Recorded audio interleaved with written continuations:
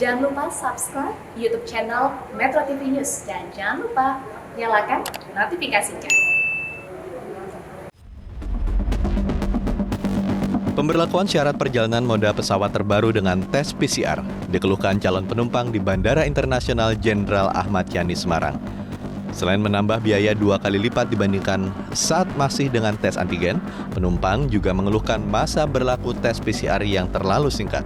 Salah seorang penumpang pesawat mengaku terpaksa mengikuti ketentuan ini karena harus menggunakan pesawat dalam perjalanan bisnisnya. Kenyamanan bagi penumpang. Tetapi untuk biaya yang begitu besar, saya kira itu harus ditekan ya Pak? ditekan lagi biayanya.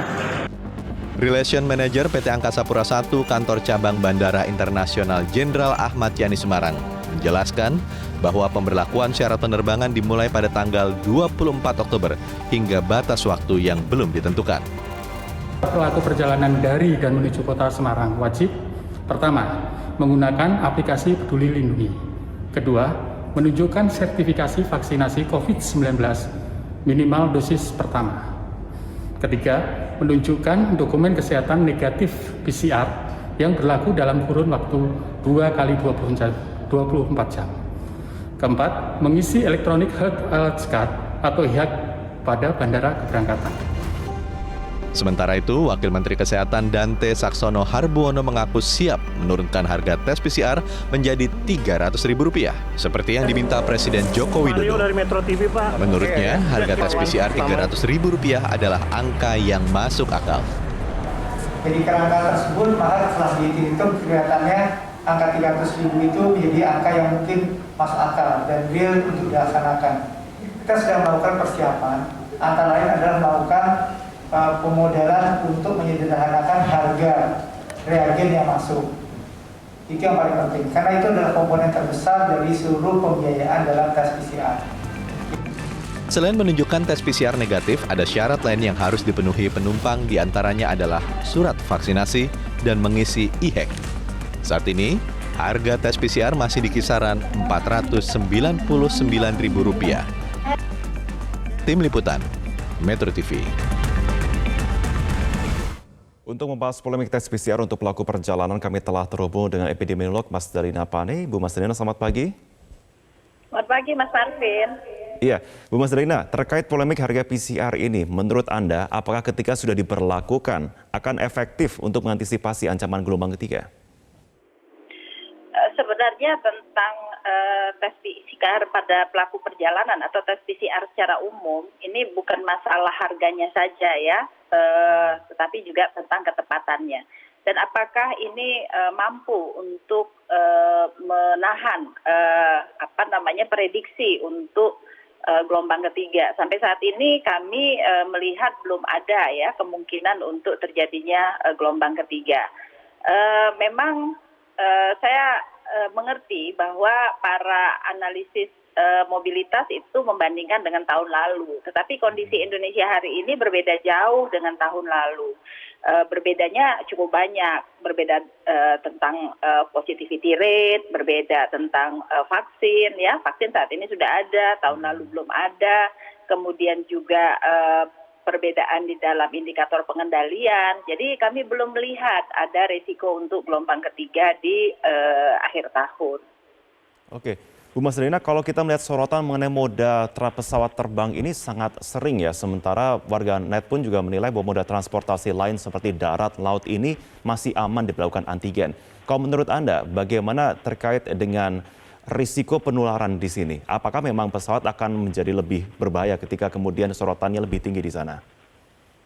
Risiko penularan itu bisa terjadi di mana saja, bukan hanya di pesawat. Bahkan pesawat itu sebenarnya merupakan moda transportasi yang teraman untuk bepergian ya, baik untuk transmisi karena sanitasinya juga sangat baik sekali dan sudah dilengkapi dengan HEPA filter di setiap pesawat. Dan malah yang berbahaya kalau kemudian apa yang dipromot oleh pemerintah untuk 3M, terutama untuk menjaga jarak, kemudian menjadi hilang. Dan itu tidak bisa sebenarnya dicegah dengan tes PCR. Tes PCR itu gunanya dua. Yang pertama untuk diagnostik, yang kedua untuk screening. Nah, untuk tes pada pelaku perjalanan, sebenarnya tes PCR itu prioritasnya adalah pada pelaku perjalanan luar negeri untuk mencegah varian baru masuk ke Indonesia sehingga diketahui dengan cepat apakah seseorang positif atau tidak. Tapi kalau untuk tes sendiri, prioritas kita itu adalah suspek dan probable serta kontak erat. Nah, ini masih menjadi PR sebenarnya bagi pemerintah. Kalau kita lihat tes yang dilakukan ini, sebagian besar itu masih pada RDT. Padahal gold standarnya adalah PCR. Sementara pelaku perjalanan yang bukan domestik ya, pelaku perjalanan domestik yang bukan merupakan prioritas di dalam pengendalian itu PCR. Nah, ini kan menjadi pengendalian itu menjadi tidak logis dan sulit sekali mengukur efektivitasnya kalau kita terus-menerus lakukan seperti ini. Nah, kalau misalkan kita bicara mengenai syarat sebelumnya untuk PCR 2 kali 24 jam gitu, diharapkannya agar deteksi ini bisa terus dideteksi setiap harinya. Tapi kemudian dengan sekarang dikatakan oke lah kita perlonggar 3 kali 24 jam untuk pemberlakuannya.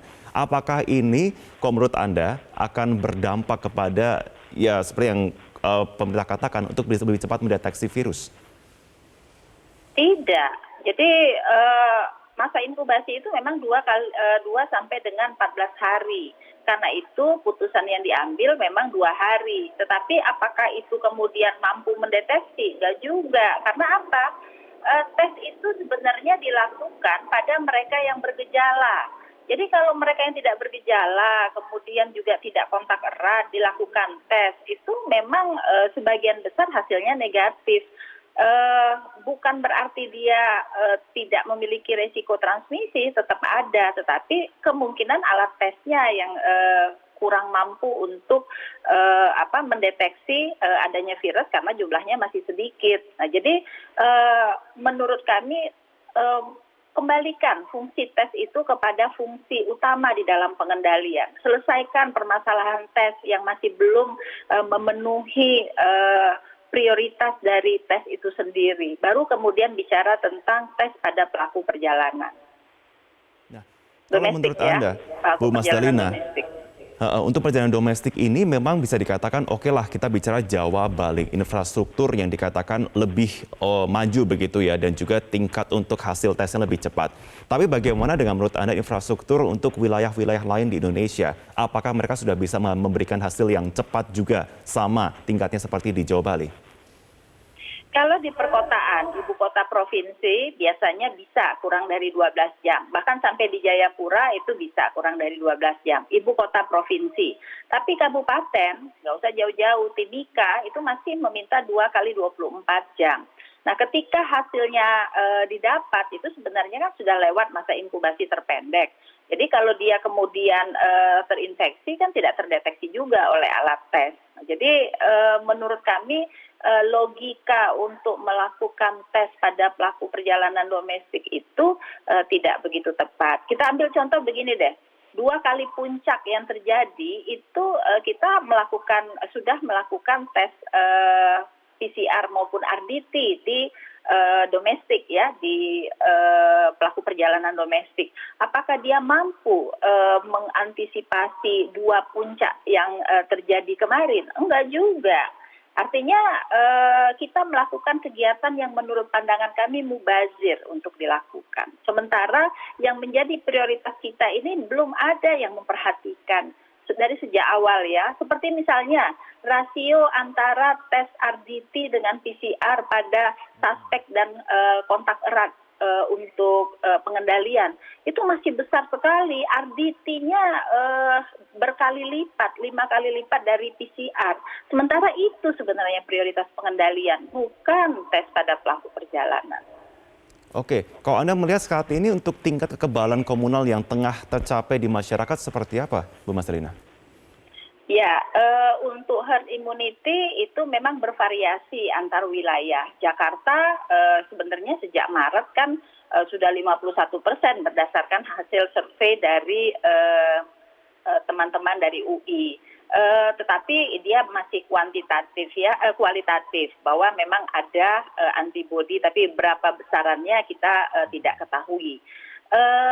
Apakah Jakarta yang vaksinasinya cakupannya sudah di atas 90% ini sudah mencapai herd immunity?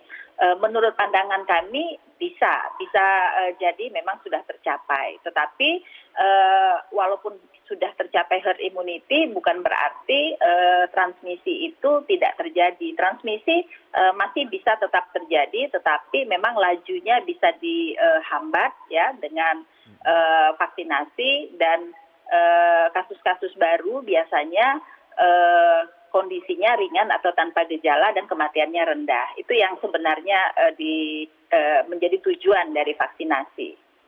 Oke. Kalau menurut Bu Mas Dalina, saat ini apa prioritas langkah pertama yang harus dilakukan untuk mengantisipasi gelombang ketiga? Karena kita bisa mengatakan saat ini langkah-langkah itu banyak yang dilakukan, namun warga sendiri mengatakan dan mereka bingung. Sepertinya kok seperti langkah dadakan dan kemudian langkah-langkah lain yang dinilai cukup sulit. Apa prioritasnya? Prioritasnya adalah basic control itu diperbaiki. Jadi kalau mau melakukan testing, maka prioritaskan pada suspek dan probable. Itu prioritas pertama. Dengan PCR, jangan dengan antigen. Yang kedua, jika logistik kita masih memenuhi, maka kontak erat yang bergejala itu yang dilakukan tes. Jika logistik kita masih banyak juga, maka kontak erat tanpa gejala bisa dites pada hari kelima. Itu prioritas utama. Dan yang keempat adalah pelaku perjalanan luar negeri itu memang harus dites, dan tesnya itu dilakukan 3 kali seperti sekarang. Dan di selanya itu ada karantina. Itu basic control sekali di dalam pengendalian. Jadi jangan bicara tentang pelaku perjalanan domestik dulu sebelum yang prioritas untuk pengendalian ini kemudian belum kita perbaiki. Yang lainnya tentu masyarakat kita minta terus menjaga protokol kesehatan. Kalau kita lihat mobilitas kita sebenarnya 8-9 minggu ini sudah sama seperti sebelum pandemi. Tidak ada lagi yang namanya pembatasan. Walaupun di atas kertas pemerintah mengatakan masih tetap melakukan pembatasan. Tetapi masyarakat sudah bermobilitas seperti biasa, dan para ahli analisis mobilitas tidak muncul. Kenapa? Karena kasus turun terus gitu ya. Nanti kalau kasus naik aja sedikit, tiba-tiba aja mobilitas jadi penyebab begitu ya. Ini yang menjadi yang tidak logis di dalam pengendalian. Jadi 3M, 3T itu terus harus didorong oleh pemerintah, dan target vaksinasi. Vaksin kita itu baru 32% sampai hari ini. Mencapai 70% di akhir tahun itu harus dikejar dengan kerja keras begitu. Betul. Baik, terima kasih Ibu Mas Dalina Vane, epidemiolog, sudah bergabung bersama kami dalam Metro Pagi Prime Time. Selamat pagi Ibu.